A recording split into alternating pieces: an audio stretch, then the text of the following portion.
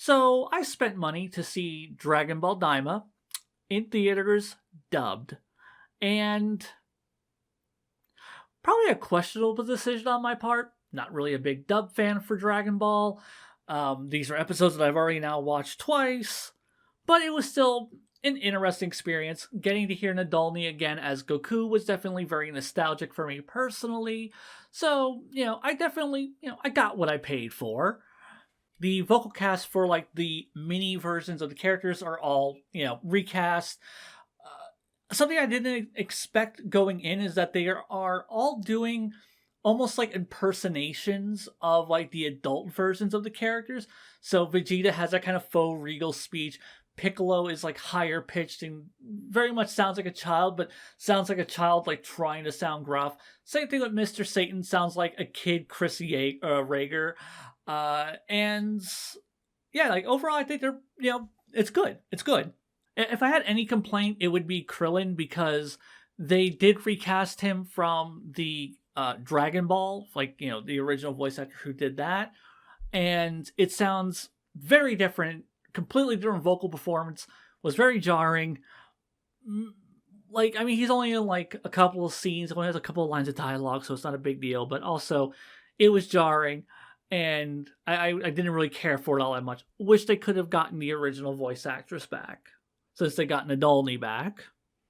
The new characters sound really good. Goma sounds good. Same thing with Degasu, which is how they're going that direction.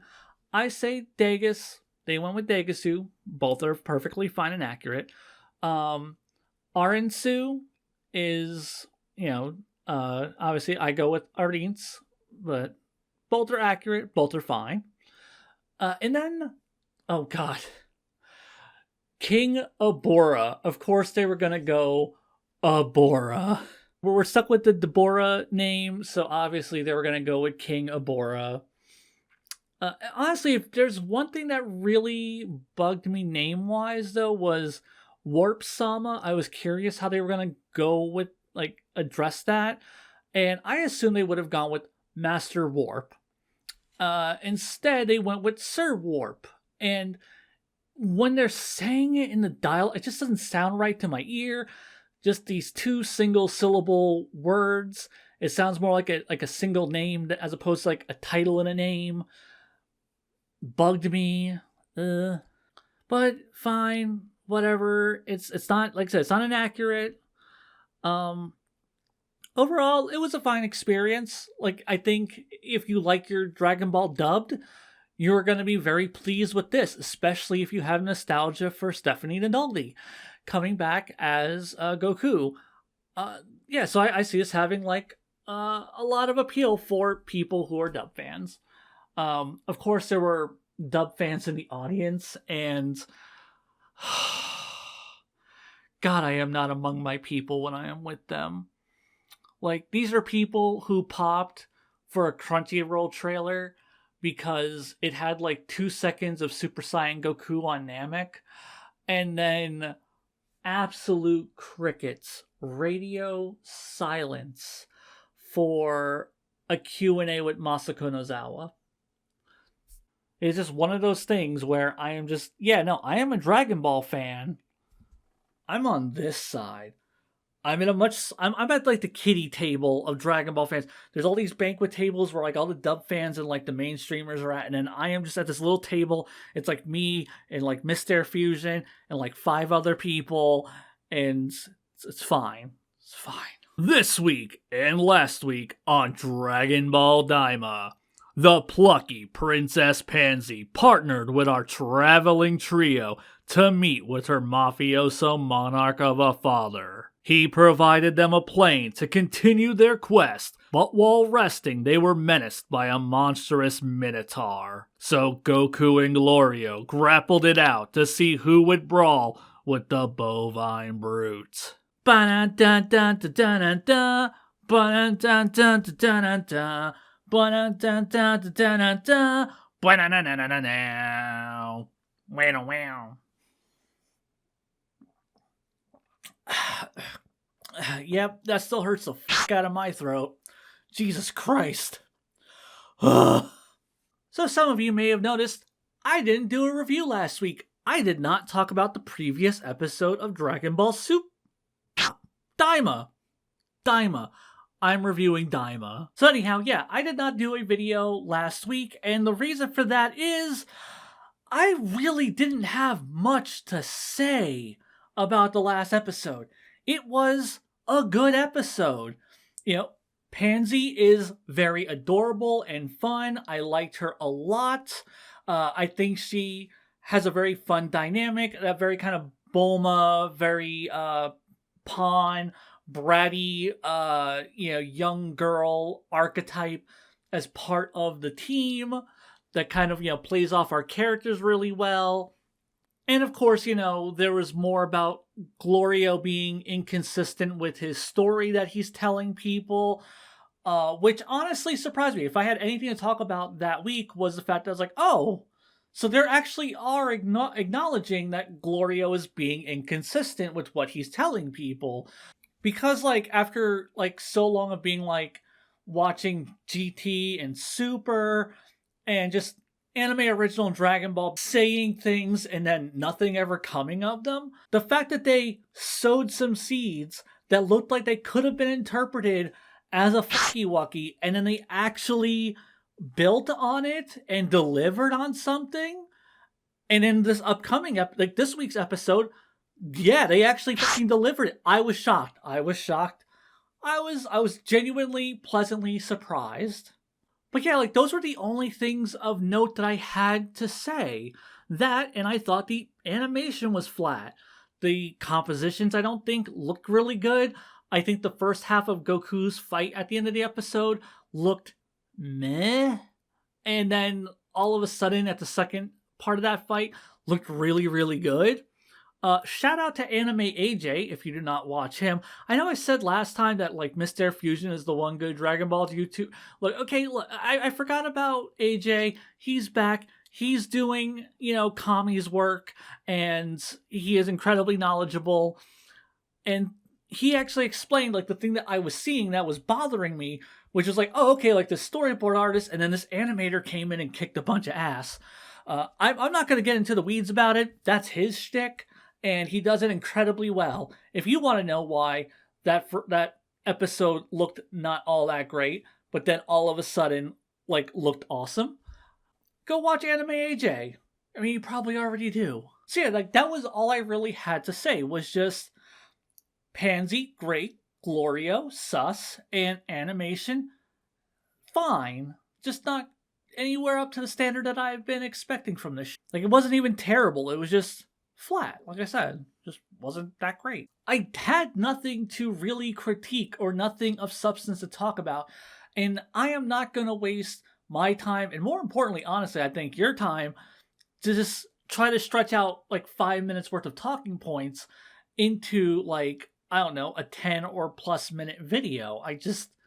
I'm not going to do it. It just isn't worth the effort for anybody. So the next time I skip a week, assume that's what happened. I had nothing to say. Though the next time this does happen, I do plan on posting a Dr. Slump review, because I have read the entire manga, and I have a lot of things to say about it, especially as a longtime Dragon Ball fan. So, the next time I have all to say about Dragon Ball Daima, you can look forward to the fact that, hey, at least I'll have a Dr. Slump video if you care about Dr. Slump. So, like I said, that's all I had to say about episode 5. Good episode. Just not really dense with fascinating things to talk about like the previous episodes I had. On to episode 6. Kind of the same deal, but I have a bit more to talk about. First off, this is the most fillery episode we've had so far. I am 100% certain that you can skip this episode in its entirety and it will not matter later. The reason I say that is that the only things of like actual narrative substance was the exposition, because this show loves its exposition, about the Glind and Kaioshin's people, and I have some things to say about that. We'll come back to it.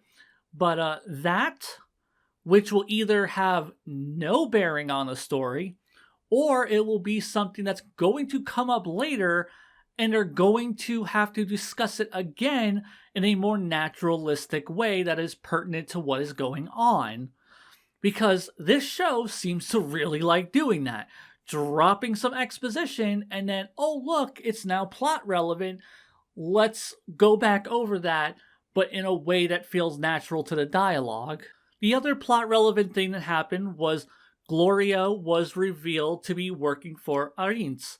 The thing is, though, he was revealed to us that he is working with Arins, so that's now going to like hang over the show for us, but our protagonists do not know that yet.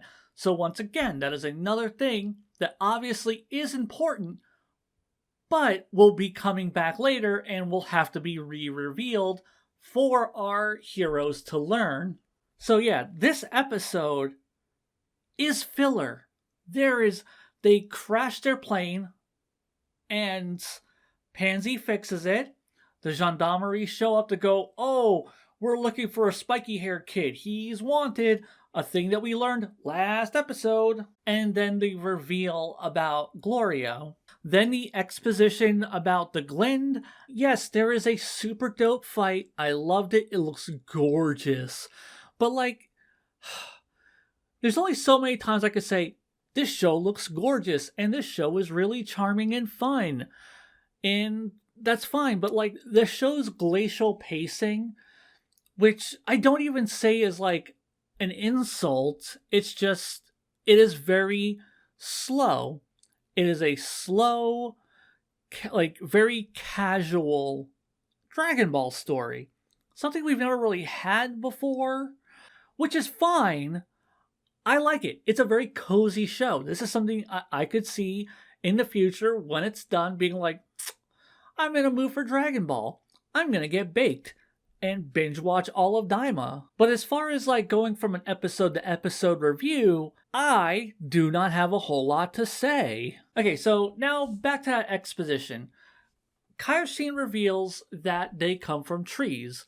That's where their race comes from. Like, you know, they're not born very often. That they have incredibly long lifespans that we already know about. And I found that really interesting because that's stuff that we've known forever from like a guidebook forever ago. And the fact that it's actually being integrated into Dragon Ball proper is something I never thought I'd see, especially after like Goku Black kind of made the whole like Kaioshin thing like kind of confusing and muddy. And this is kind of like a fascinating thing now that we've learned, where it's just like, oh no, like they were this demon race, they come from these trees, and then they all came over to, you know, the outside world. But then we had to learn that the Glind do not have gender as we know it. They apparently agender and just assign themselves a gender. Fucking pronouns! I can't believe the woke Kai virus has infected my Dragon Ball. They have made it woke. They have made it political. Like, they gave me big titty Dami mommy, and now they're going to tell me that she's actually big titty Dami gender non-specific parent? It is lunacy. The wokes have gone too far. How can I get off if I don't know if the big titty lady is actually a lady? You know, back in my day, Dragon Ball just had two genders, Goku and Bulma. Now you're going to tell me that they just non-gendered? These corrupt gender ideologues are ruining my apolitical Japanese cartoon for children.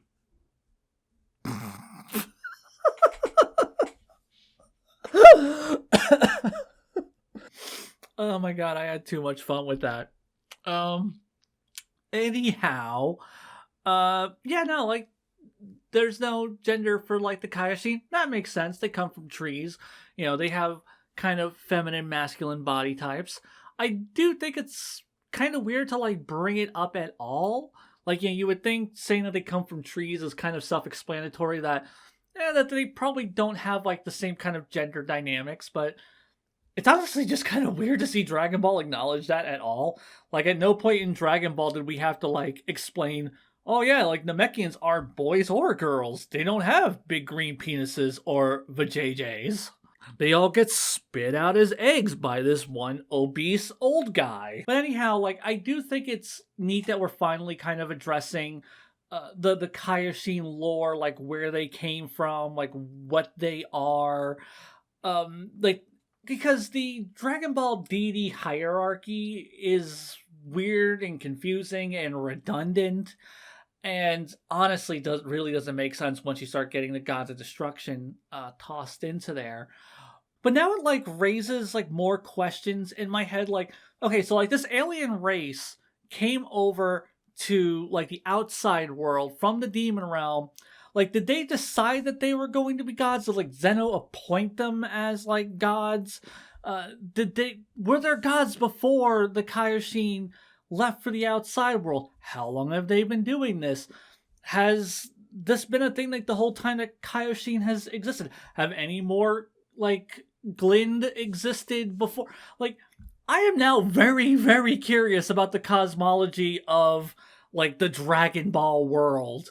Like, did a bunch of aliens just show up and go, "Yep, we're just gonna rule all of this"? Like, was it just in like Piccolo Daimao's nature to just call himself Super King Big Nuts and decide that he was gonna rule every goddamn thing? Because that's what the Glen did. Why don't Piccolo get his piece of the pie? I'm really curious if these are going to be things that are going to be explored, because I feel like every time, like ever since like modern Dragon Ball kicked off and they introduced the Gods of Destruction, every time they like tried to build up more lore with the Gods of Destruction and the Kaioshin, it made less and less sense. So I'm kind of curious to see how, if at all, they're going to like kind of thread that needle and make it all make sense. I mean, honestly, making the Namekians demons actually kind of made their lore make more sense in the greater scale of like everything that's happened in modern Dragon Ball. So yeah, like let's see if they can do something with the Glind. Also, is like Kaio also a Glind? Is he like, or is he like a separate race like of like bug ear demon people? Whatever. Hopefully they'll just explain it. So yeah, we got that, and then we also got the reveal that Glorio is working for Ardins, and that's cool. Like, I mean, that was a really neat reveal. That I was just like, oh, okay, that's who. I've been curious this whole time. Like, who is he working for? He's not working for this king. He seems to be like kind of. He's clearly working for somebody, and yeah, no, Ardins made the most sense. Like once that reveal clicked in, I was like, oh, that makes so much fucking sense. Not sure if she's going to be revealed to be a bigger villain, or because honestly, I feel like Dagus is more likely to end up being like the main villain, or maybe they're gonna team up and like take Goma down. I'm very curious to see how this whole thing is gonna pan out. Like, oh my god, Dragon Ball is setting things up, and I am excited to see how they're going to like resolve it. Like, where is the story going? I'm actually excited to learn this. Where with Dragon Ball Super, it was just like, oh, okay, well, that's going to be that, and then they're going to do something really uninspired, and it's not going to lead into anything cool. And, oh, look, the exact thing I thought was going to happen happened. Like, I was never surprised watching Dragon Ball Super, except for when Zeno nuked Trunks' entire timeline. Gotta admit, Toriyama didn't see that one coming. You beat me on that one. So yeah, excited to see how that pans out. Like I said, there was a cool fight. It was very cool. I liked it. I don't have much to say about it, other than fight looked really good. Fight was fun to watch. The Minotaur was the best part. Just, especially, like, my favorite part. There's two parts I loved about that, and that is one, when they're about to spar to see who's gonna fight the Minotaur, and he's like, am I being ignored? And then also afterwards, where he's like, like, I just remembered I ate some people last night. I'm so full. And they do this janky little animation of him walking backwards. I also love Goku talking to Gloria, where Gloria's like, "Oh, like you think like you're that much stronger than me?" And Goku goes, "Yeah, I mean, I am." And he's like, "Oh, bitch, let's fucking test this." So, like I said, 2 good episodes. I enjoyed them, but unfortunately, because of the glacial pacing, not a lot's happening, so I don't have a whole lot to talk about. It's not really giving me anything to latch onto. And even though I had things to say about this episode specifically, like I said, this episode still feels like massive filler, and anything that's brought up here is going to be brought up later when it's actually plot relevant. So this episode still feels incredibly skippable. Yes, there is a dope fight. Yes, there is a very hilarious Minotaur. All happens in this episode, though. Hopefully, next week will give me more to say. If I don't have more to say, look forward to a Dr. Slump review. Or don't, if you don't like Dr. Slump or don't care about it. Until next time, Xeon, out.